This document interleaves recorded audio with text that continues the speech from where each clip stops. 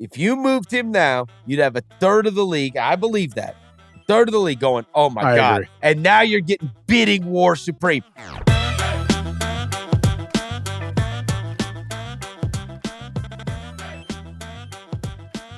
So with all of this going on and everybody becoming virtually everybody, there's some of the guys that are like January 15th or whatever, but the league kind of opens up. It marks the unofficial start of trade season tomorrow, Friday. The Ringer has this super cool thing called the offer sheet. It's like one of the on the NBA page people could look at. And it kind of names different guys NBA that have been rankings. in rumors. NBA rankings.theringer.com. Yeah, and it names different guys and whether how big the rumors are or not. But the thing that stood out to me the most when I was scrolling through, which made me think the most, and let me give credit where credit's due. Justin Verrier wrote this. Said, essential question: are the Cavs missing a golden opportunity by not dangling Mitchell? And it is this mini article about Donovan Mitchell. And Cavs lost again tonight. They lost to the Celtics tonight. And it's kind of about, hey, it's the worst kept secret. People don't think that Donovan Mitchell is going to be there long term anyway. And so are you best off that his value would be at absolute apex right now, before it becomes a thing and it starts to dwindle down?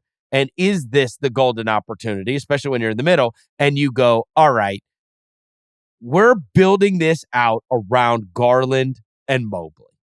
And that's going to be the timeline. Yes, it got sped up with our opportunity to get Donovan Mitchell, but we have our big, we have our point guard, and we're going to build this out around them. I remember when they made, the play-in a couple of years ago? I remember tweeting out, like, God, I'd love to buy stock in this. When you got a young guy like Garland and a young guy like Mobley, it's like, this is built to last. Those are two hard things to get, as a perimeter all-star and a post all-star, and being able to team them up together. And then obviously things have changed a bit with them having Mitchell in the mix. But I actually think that this is super intriguing. He says if Mitchell became available, Golden State, Indiana, the Lakers, Miami, both New York's teams, Orlando, Philly, Toronto, all probably are thinking about acquiring him in some way, shape, or form. And so I just kind of look at it and go, man, if you're 13-12, you're not better than the three best in the East. And it's going to come to the point where it's the worst kept secret that Mitchell's not going to be there long term.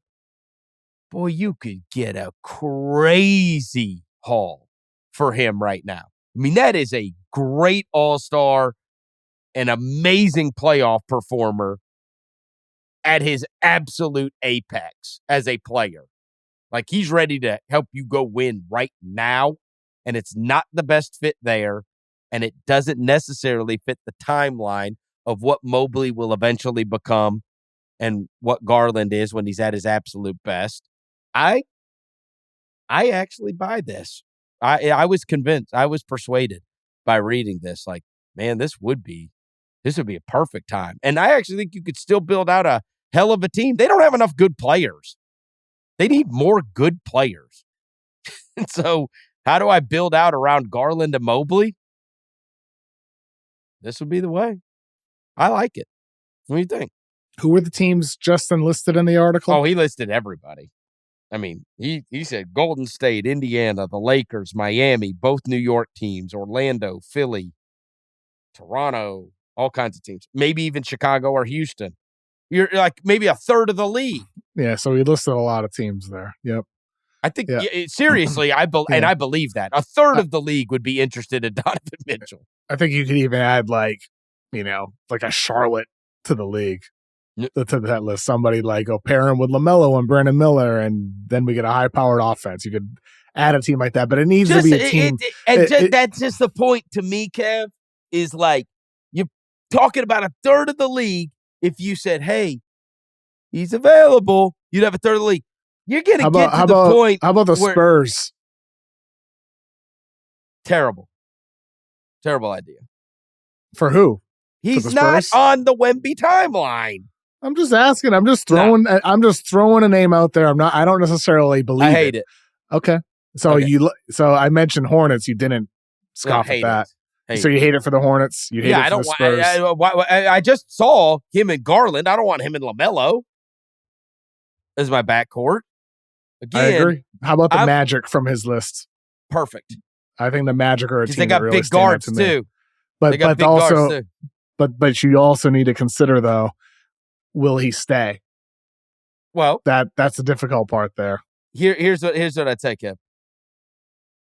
If you moved him now, you'd have a third of the league. I believe that. A third of the league going, oh my God. Agree. And now you're getting bidding war supreme. It's going to get to the point where the word is out. He ain't going to be there. Or even worse, it gets to the point where he's trying to force his way to where he wants to go. The Knicks or the Nets. And now you're taking best possible deal you can get from one of those. It's like you usurp that if you move it. You know what I mean? There's always that timeline. I mean, isn't this what we talked about earlier in the year with the Cavs struggles? Like they probably at some point, if this continues, need to break up Garland and Mitchell or Mobley and Allen. I think as this continues, they continue just being blah blah average. Right? They're nothing special. And here's the thing, though. And they added a wing, and Strus hasn't been bad. That's been fine. The thing is, though, is even if you do move Mitchell, even if you do, Evan Mobley still has not improved in the ways they need in order for the Allen Mobley front court to be optimal. That right now the team is better with just one of those two bigs on the floor rather than both of them. That shows up in the numbers. It shows up like when you just turn on the games on your TV and you're watching the way that offense operates. Mobley needs to extend his range for it to work with the both of them.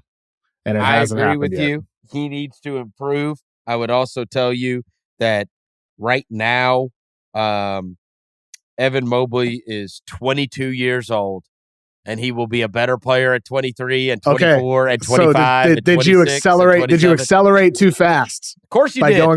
So that was the mistake, was going for Mitchell in the first place. Then teams always do this, but sometimes it works out. I know. Sometimes it does. Sometimes it works out. So are you willing, if you're the Cavs? That is the okay, go ahead. Are you willing to take a step back then? That's what you're saying. If you're Cleveland, you don't need a deal that maintains your playoff footing. You're willing to take a step back is what you're saying. I don't know if I'm taking a step back with what I could get for return for him. But if you lose a 30-point per game guy who's a proven playoff performer, you're taking a step back. Unless it's like getting. What if I get 4 good players? I mean, I need players from that team.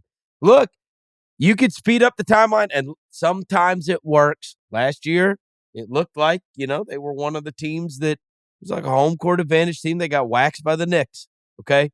But the best team in the league right now, outside of the Celtics, is a team that did that exact thing.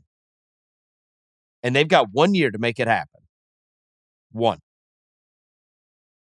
In Minnesota. They sped up that timeline. And that was my argument. Mm-hmm. Bro, that your best player is Anthony Edwards. We know that the best player on title teams, these guys, even the best of the best, they're usually 27, 28, 29. Absolutely. When they get their first one. And so why are you doing that now? Because next year, they ain't going to be no $20 million into the luxury tax. They ain't spending $100 million on 3 bigs. Like, they got to win right now. Can I just ask, are we sure, despite Mitchell being a potential flight risk, are we sure he's the guy to deal and not Garland? Mitchell himself is young. You could build with him as part of the future with Mobley. I think the reason that you're considering that is because, I think Garland can be a multi-time All-Star. I still love him. I don't know why he turns the ball over like crazy now, but I still love him.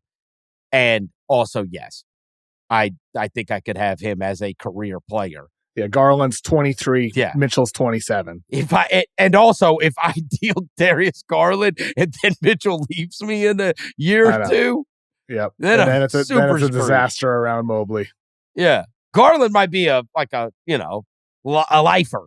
Yeah, I mean, look, trading for Mitchell was, in hindsight, the mistake. They tried to accelerate things too quickly, and now they need to recalibrate and find the best situation for their team by moving him. I do think trading him makes a lot of sense. Yeah.